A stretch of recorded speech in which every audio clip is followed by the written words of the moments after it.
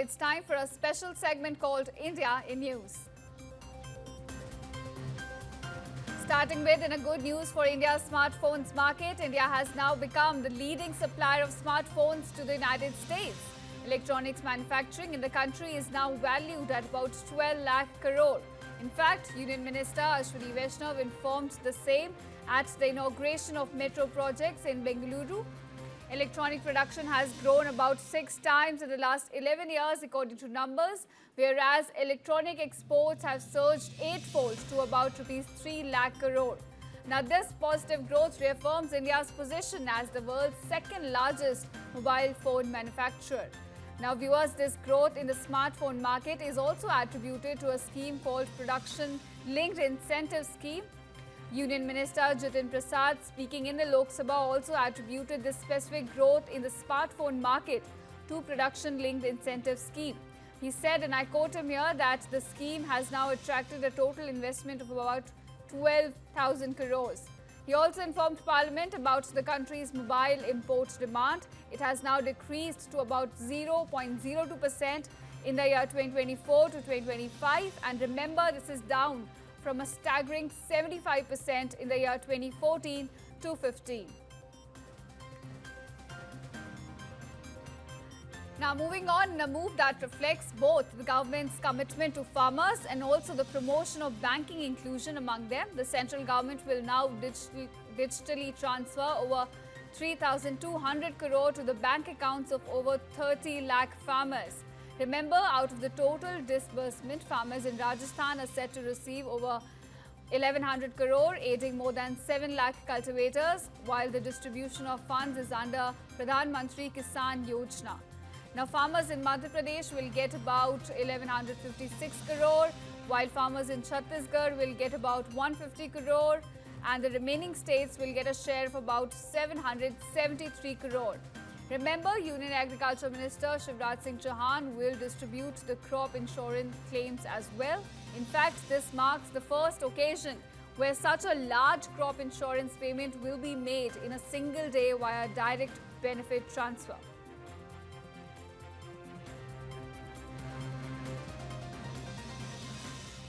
Shifting focus to defence, Chief of Defence Staff General Anil Chauhan hailed Operation Sindoor and called it as a testament to the synergy and operational cohesion among the Indian Army, Navy and Air Force. While delivering a lecture on national security architecture at the College of Defence Management CDM in Secunderabad, he also emphasised that the need for comprehensive capability development and Atmanirbharta in defence and readiness to tackle the disruptive changes brought about by technology-driven modern warfare, essentially talking about the changing nature of warfare in today's time. Now, CDS Chauhan also released a joint primer for integrated logistics, which basically focuses on digitization, common provisioning and also procurement, along with integration with the national logistics framework. Now viewers, the goal is to enhance tri-service coordination, efficiency and organizational effectiveness when it comes to Indian forces. In fact, as a part of a push towards sustainability, the CDS also inaugurated a smart bike public bicycle sharing facility at the college event.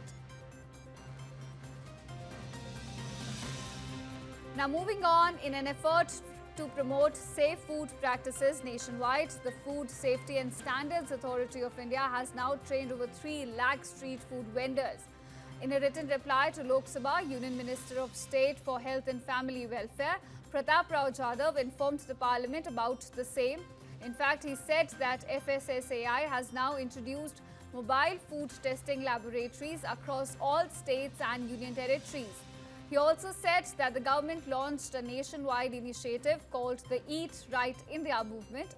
Under this initiative, the Eat Right Street Food Hub Certification Program was created to educate people about food safety and hygiene at food streets. In fact, so far, 405 Eat Right Street Food Hubs have been certified under the Eat Right India Movement.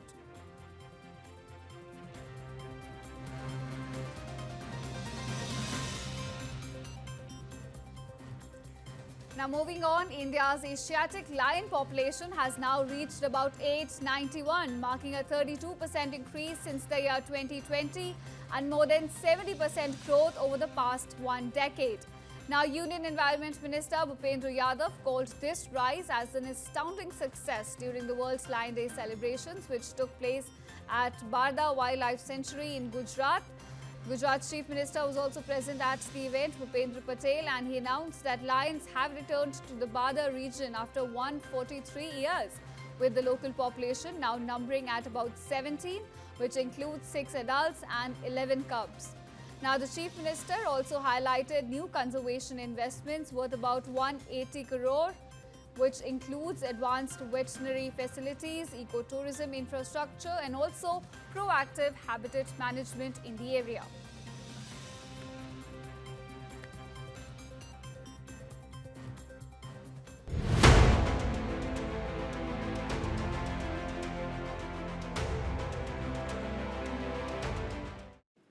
Shifting focus to some weather updates now. Heavy rains continue to batter Dehradun, throwing life out of gear across the city.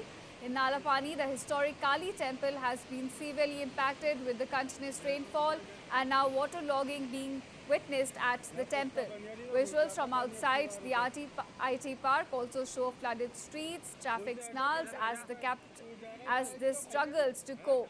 In fact, meanwhile in Raipur area, rivers and streams are overflowing dangerously. The water current is so strong that even animals were seen getting swept away. Officials are on alert as rain continues to lash the region. Visuals on your screen showing you the flooded streets and waterlogging being witnessed. Animals as well getting impacted due to the flood situation.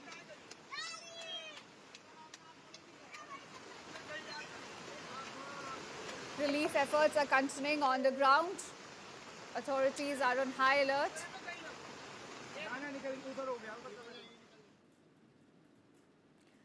And even in Himachal Pradesh, the situation continues to be grim with relentless rains continuing over the past few days. It has caused devastation across the state, triggering multiple cloud bursts, flash floods and also landslides.